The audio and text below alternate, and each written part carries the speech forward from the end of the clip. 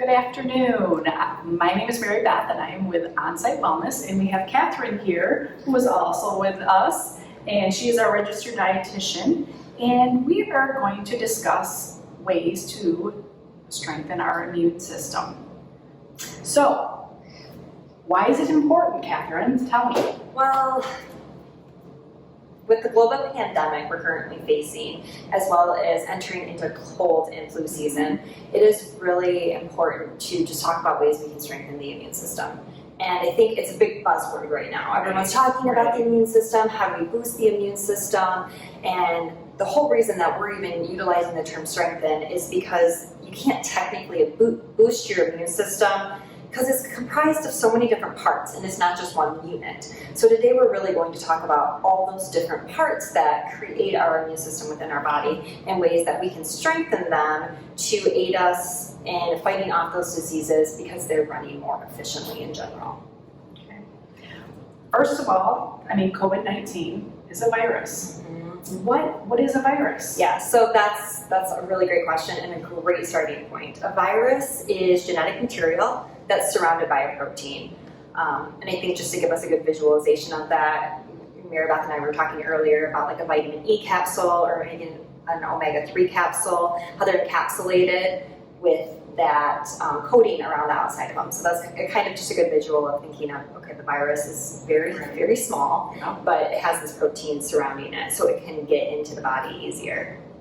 But a virus can't reproduce without a host cell. That's why, they're like, well, it can live on the surface, but it can only live on the surface for so long because it doesn't have a host cell. However, once it gets in our bodies, typically through one of our mucosal membranes. What's a mucosal membrane? Great question, sorry. Thinking like nose, mouth, eyes, ears. Mucous membranes. Yeah, skin is, our skin's a huge organ and things get absorbed through that as well. And big thing, washing your hands, because oftentimes we touch our face without even realizing it. So yes, anyways, the virus can't reproduce without that host cell. So once it gets in our body, it's going to find the cell, inject that genetic material into the cell, and then it takes over the cell. So it begins controlling the cell, and then as cells do in our body, it starts multiplying. So it can take over any type of cell? Yes. Okay. Yep, just needs a host cell. Well, it typically a weaker cell. Okay. Right, so when our body's working good and that immune system's working well, because we have T cells and B cells, and that's really what comprises our immune system.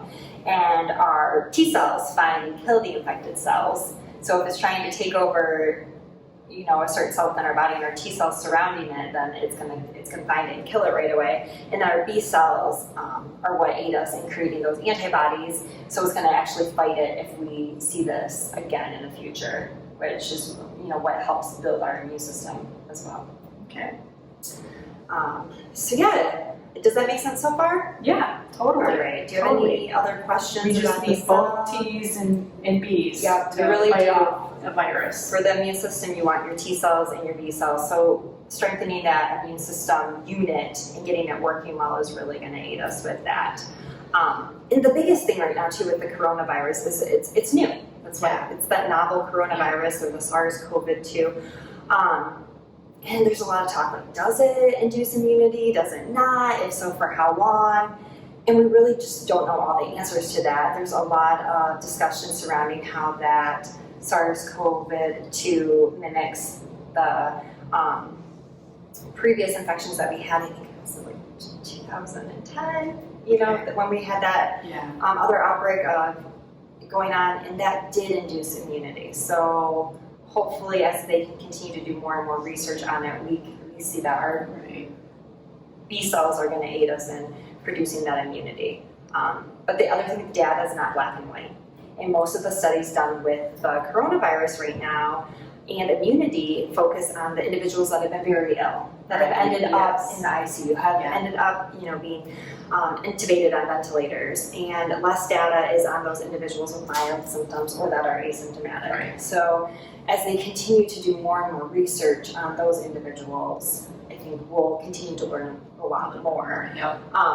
But regardless, it's just great to understand, what that virus is and how our immune system truly works in fighting that infection, since it's viral. So we don't have any antibiotic right now. And that's the difference between a virus and a bacterial infection. Yes, yep, because when you have the bacterial infection, that's when we can have that antibiotic. Perfect. Awesome. Well, do you have any more questions right now about how a virus works? Or No, I don't. okay, Thank you. awesome.